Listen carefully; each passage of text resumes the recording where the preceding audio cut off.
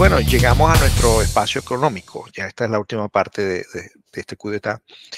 Y vamos a tocar algunos punticos en lo que tiene que ver con la parte económica del país. No tenemos que esta semana sale una noticia donde dice el Banco de Canadá mantuvo una tasa de interés en el 5% el miércoles, citando preocupaciones continuas sobre la perspectiva de inflación. El banco ha mantenido su tasa de 5% desde julio pasado.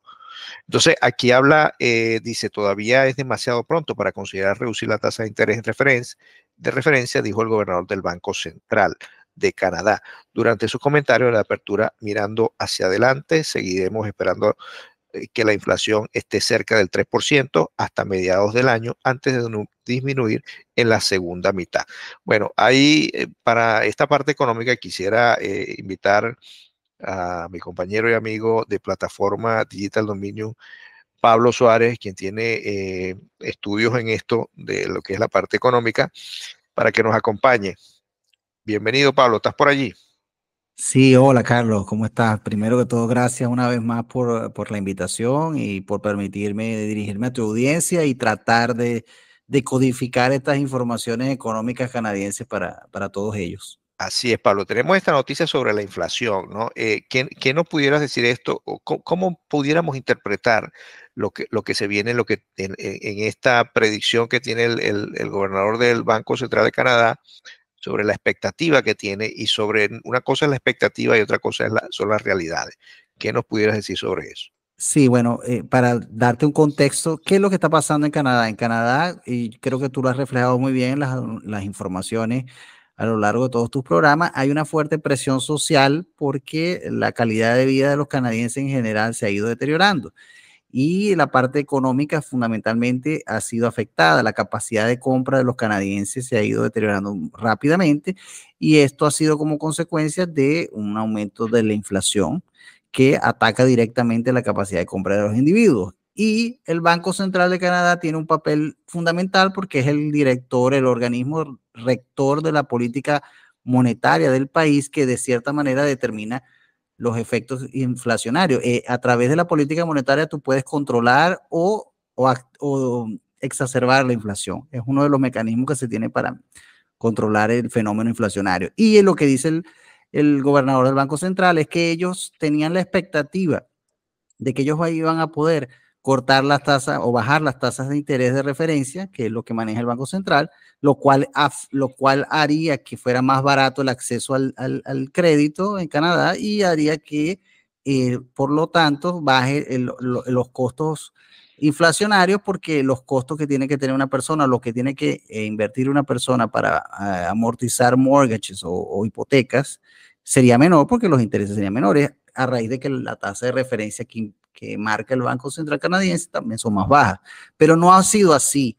No han podido el Banco Central, y de cierta forma es una buena noticia ese aspecto, ha sido responsable y no ha cedido a las presiones del gobierno del primer ministro Justin Trudeau y no ha sido, ha mantenido un criterio técnico para la baja de las tasas de interés, de referencia.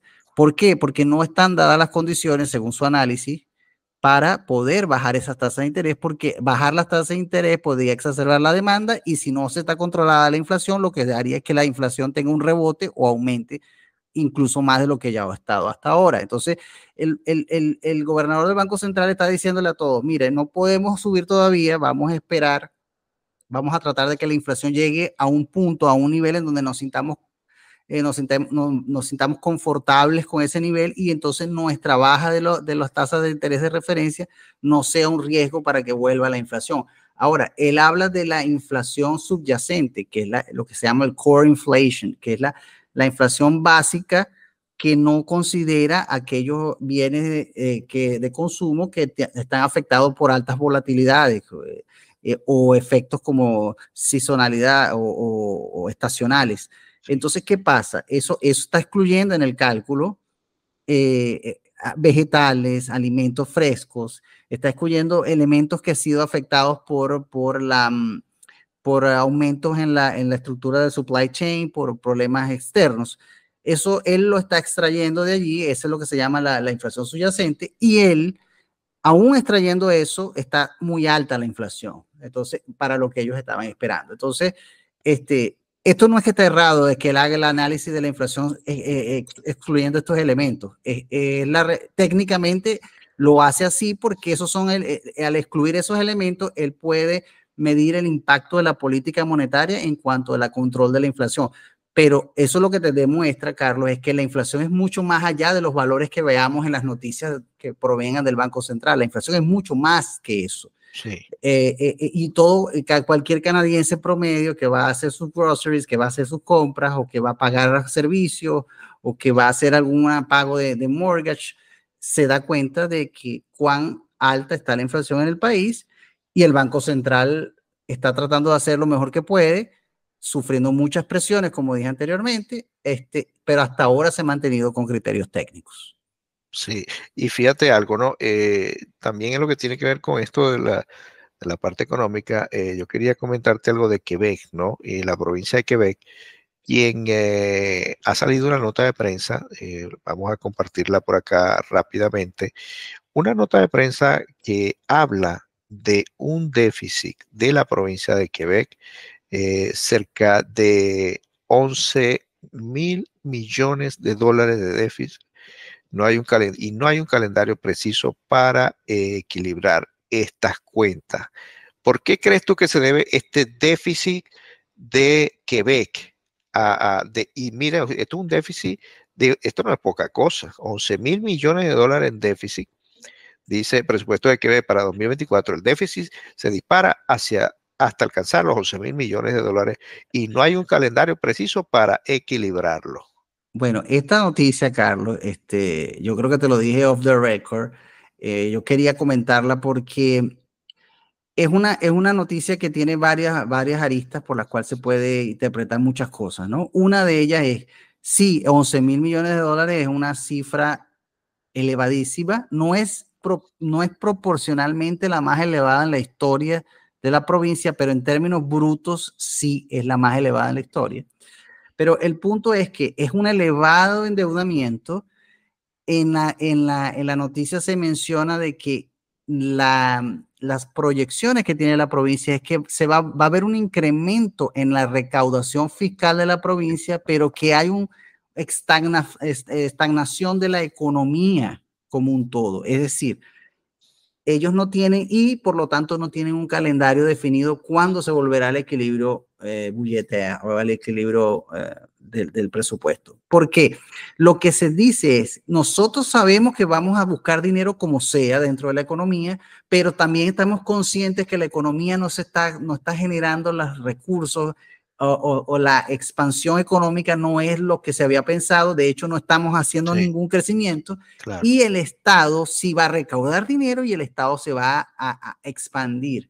La presencia del Estado como un todo dentro de la economía se va a expandir y eso tiene un costo porque el Estado, el aparato burocrático tiene un costo elevado. Entonces, aquí lo que básicamente te está diciendo, y esta es la primera provincia, Carlos, que en el país está hablando abiertamente de que va a haber una estagnación de la economía, que la inflación sigue, que la economía no va a crecer y que ellos van a recaudar más dinero, no importa, no matter what, como se diría en inglés, no importa lo que No importa pase. cómo, claro. Entonces esto lo que te muestra es que Quebec está siendo la primera provincia, si lo podemos ver desde el punto de vista positivo, Carlos, es la primera provincia que se sincera ante los ojos de la opinión pública y le dice a la gente, no sabemos cómo vamos a cuadrar las cuentas. No hay plata, exacto. Yo voy a buscar la plata como sea, yo sé que ustedes no están produciendo dinero, pero no importa, yo voy tras de ese dinero como pueda porque yo necesito mantener mi aparato burocrático y entonces las formalidades de ley que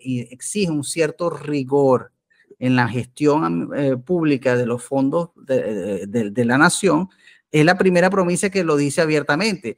Mira, no sabemos, vamos a ver cómo vayamos viendo, ¿cómo es que se decía en Venezuela, Carlos? Como vayamos Como viniendo, vaya vamos viendo. viniendo, vamos viendo, decía Eudomar Santos. Entonces, ese personaje de una telenovela venezolana muy famosa, ellos explican, dan una explicación por qué pasa esto, dónde vienen los problemas, que hubo un problema en la exportación y los recursos que provienen de Hidroquebec bajaron, porque bajaron las capacidades de producción hidroeléctrica, porque hubo un problema de fenómeno natural, los gastos por el tema del sector público, por las escuelas, porque tuvieron que darle un aumento.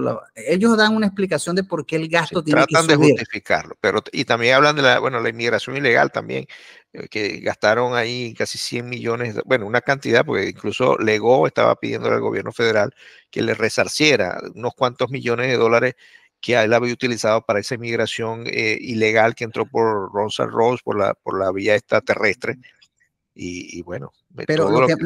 Carlos, lo que más impresiona es que la provincia de forma clara dice, no sabemos cuándo vamos a cuadrar los números, vamos a buscar más dinero. En ningún momento se menciona la palabra productividad. Entonces, Sí, como lo hablamos en uno de los programas anteriores donde tú tuviste la amabilidad de invitarme, no existe en la actual administración ejecutiva, tanto a nivel federal como a nivel provincial, el concepto de productividad, de eficiencia. Es simple y llanamente gasto, gasto, recaudación, y gasto. gastos, sí, exactamente. Impresionante, impresionante. Bueno, eso fíjate que eso es lo que nos deja estos presupuestos deficitarios, que son buenistas, que entonces hay programas para todos, ¿no? Un programa para todos, y los chingueritos. Entonces, esto a la final se le tiene que pasar la factura a alguien. O sea, no es cuestión de que, bueno, miles de programas sociales, vamos a sacar más programas sociales, y no sé, ¿y de dónde se va a pagar eso? Bueno, esta es una consecuencia. Aquí vemos una consecuencia, y claro, y ellos empiezan a decir, bueno, no, que no había agua, que los incendios, que aumentamos la salud, que no sé qué.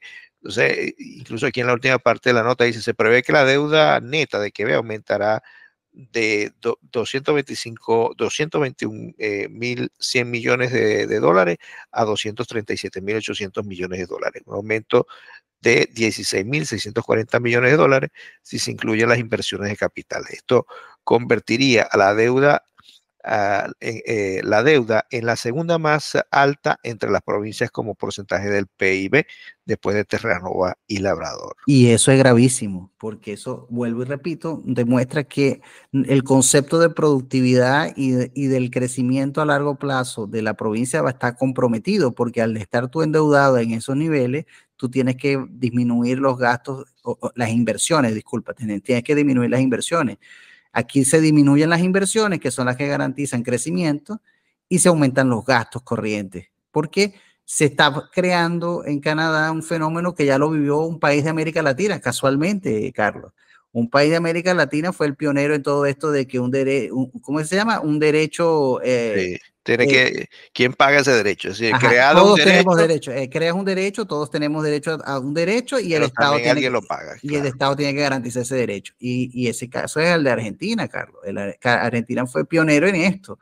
Y el Estado creció, empezó a garantizar en teoría derechos a todo el mundo y el Estado comenzó a soportar estos derechos en teoría, pero nadie se preocupó por pensar, ¿y cómo hacemos para sustentar esto? ¿Quién va a pagar esto? Exactamente. Y llevaron a Argentina a la situación de quiebra. Obviamente, Canadá está muy lejos del escenario argentino, pero está a todas luces hacia esa dirección porque está exacerbando el gasto público y no está pensando en equilibrar las cuentas de las provincias y a nivel federal mucho menos.